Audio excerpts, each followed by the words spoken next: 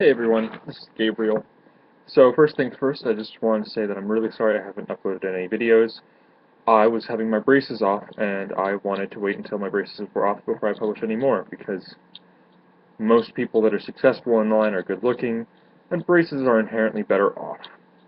Not that I'm really doing this because I feel like I am going to look good and therefore get views. I'm okay looking. But mostly because, everybody has their little self-conscious things, and braces were one of mine, and so now that's over, I'm going to start uploading videos a bit more consistently. So, back to the topic at hand. Today I'm going to talk to you about pride. Now, Wikipedia, and I know this isn't the best source ever, defines pride in two ways.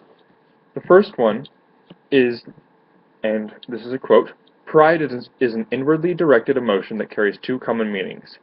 One with a negative connotation, pride refers to an inflated sense of one's personal status or accomplishments, often used synonymously with hubris. A positive connotation, pride refers to the satisfied sense of attachment towards one's own or one's choices or actions. We're going to call the first one hubris, and we're going to call the second one pride and accomplishments for the sake of distinguishing between the two. My question is, what place does pride serve in the world? I would say little to none. Hubris is an inflated sense of personal status. This is 100% unhealthy. Usually it's because they have a fault that they choose not to see. Sometimes it's that they're compensating for a fault that they do see. I have this type of pride. I'm arrogant, and I shouldn't be. I'm extremely intelligent, naturally gifted in almost every subject. I am in the top 1% academically. But I see my faults, and I rely on my superior intelligence to compensate for my ego. Why? Well, from a religious perspective, regardless of how well I do without trying, I'm still not trying, and therefore wasting the talents and gifts that God has given me.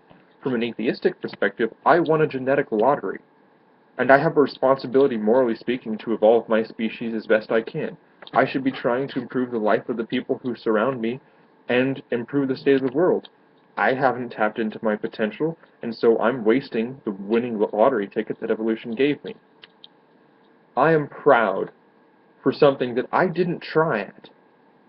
You can have a sense of pride and accomplishments, which we're going to get to later, but being proud because of something that you didn't do, that you were just given, is stupid. It's like straight pride, or gay pride, or black pride, or white pride.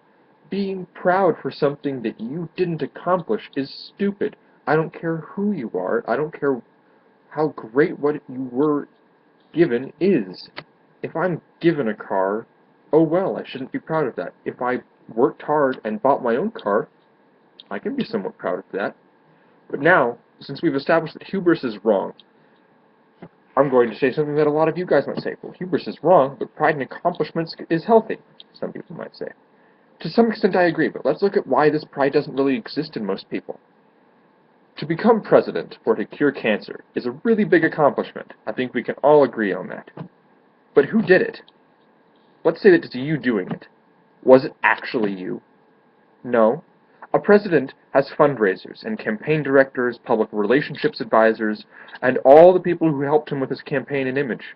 How much did Obama himself actually do to become president? How much have any of our presidents done to actually become president in the past, I don't know, 100 years? Realistically, very little. Less than 10% probably. Think about all the man-hours that go into somebody's successful campaign. Was it Obama doing all of that? Was it Biden and Obama doing all of that? Let's take his immediate family plus his presidential candidate partner.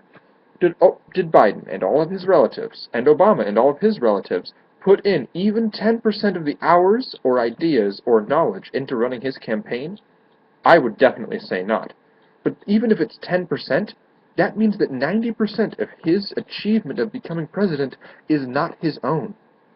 Him being proud? Sure, he can be proud that he became president.